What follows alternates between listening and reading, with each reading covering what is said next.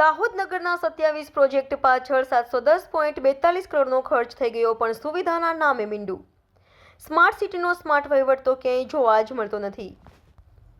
Smart city અંતર્ગત ગુજરાતમાંથી દાહોદ સહિત 6 શહેરોને પસંદ કરવામાં આવ્યા હતા. દાહોદમાં સ્માર્ટ સિટીમાં કુલ 36 પ્રોજેક્ટ પૈકી 27 પ્રોજેક્ટ પાછળ અત્યાર સુધીમાં 710.42 કરોડ ખર્ચવામાં આવ્યા છે અને હજુ 9 પ્રોજેક્ટના કામ ચાલુ છે અને તે કામ પાછળ રૂપિયા 274.4 કરોડ ખર્ચવામાં આવનાર છે.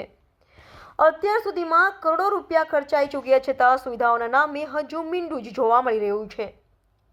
શહેરી માળખાકીય સુવિધાઓ, જીવનની ગુણવત્તા અને ટકાઉ વિકાસને વધારવા માટે ભારત સરકારે 25 જૂન 2015ના રોજ સ્માર્ટ સિટીઝ મિશનની શરૂઆત કરી હતી.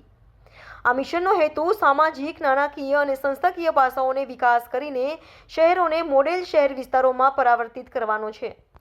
આ મિશન હેઠળ સમગ્ર ભારતમાંથી 100 શહેરોને પસંદ કરવામાં આવ્યા છે, જેમાં ગુજરાતમાંથી દાહોદ, અમદાવાદ, સુરત, વડોદરા, ગાંધીનગર અને રાજકોટ એમ કુલ 6 શહેરોની પસંદગી કરવામાં આવી છે.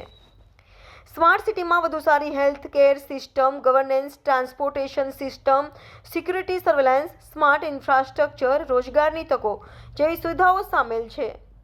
શહેરોમાં વધી રહેલી ભીડ અને ટ્રાફિકને ઘટાડવાનું, નાગરિકોની સુરક્ષા સુનિશ્ચિત કરવાનું અને પ્રદૂષણ ઘટાડવાનું લક્ષ્ય સ્માર્ટ સિટી પ્રોજેક્ટ અંતર્ગત સેવવામાં આવ્યું છે.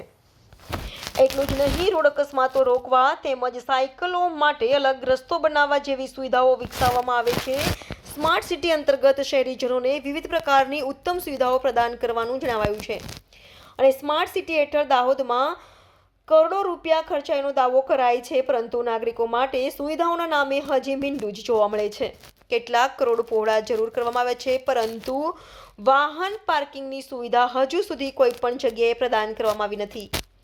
શહેરમાં કેટલીક જગ્યાએ રોડની બંને બાજુ અને કેટલીક જગ્યાએ રોડની એક બાજુ ફૂટપાથ બનાવવામાં આવી છે. કોઈક જગ્યાએ ફૂટપાથ પહોળી છે તો કોઈક જગ્યાએ ફૂટપાથ સાંકડી છે અને ફૂટપાથ પર બેસાડવામાં આવેલા પેવર બ્લોકના કામમાં પણ કેટલીક જગ્યાએ તો ભલીવાર જોવા મળતી જ નથી.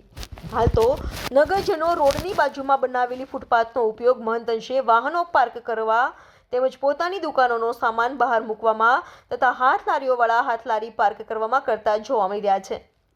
હા, સ્માર્ટ સિટી અંતર્ગત દાહોદના ઐતિહાસિક છાપ તળાવનું રિનોવેશન જરૂર થયું છે અને તેને સિદ્ધરાજ જયસિંહ તળાવ નામ આપવા એક પર્યટન સ્થળ તરીકે વિકસાવવામાં આવ્યું છે. તે ખરેખર સરાહનીય છે.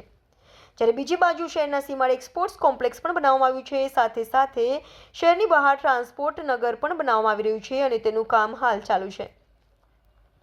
દાહોદ શહેરને સ્માર્ટ બનાવવા કુલ 36 પ્રોજેક્ટ નિર્ધારિત કર્યા છે અને તે તમામ પ્રોજેક્ટ પાછળ કુલ રૂપિયા 984.46 કરોડનો ખર્ચ અંદાજવામાં આવ્યો છે અને અત્યાર સુધીમાં કુલ 36 પ્રોજેક્ટ પૈકી 27 પ્રોજેક્ટ પૂર્ણ થયા છે અને તે 27 પ્રોજેક્ટ પાછળ કુલ રૂપિયા 710.42 કરોડનો ખર્ચ થઈ ચૂક્યો છે, જ્યારે 9 પ્રોજેક્ટનું કામ હાલ ચાલી રહ્યું છે અને તેની પાછળ રૂપિયા 274.4 કરોડનો ખર્ચ થનાર છે. The Mirror News, Dahod. Hi, હું છું ક્રુઝિન સિંઘાનિયા. આપની આસપાસના સત્ય સમાચાર જાણવા માટે જોતા રહો ધી મિરર ન્યૂઝ અને હા, લાઈક અને સબસ્ક્રાઇબ કરવાનું ભૂલતા નહીં. Thank you. નમસ્કાર મિત્રો, હું ફિરોઝ ઈરાની આજે તમને એક નવી વાત કરવા આવ્યો છું.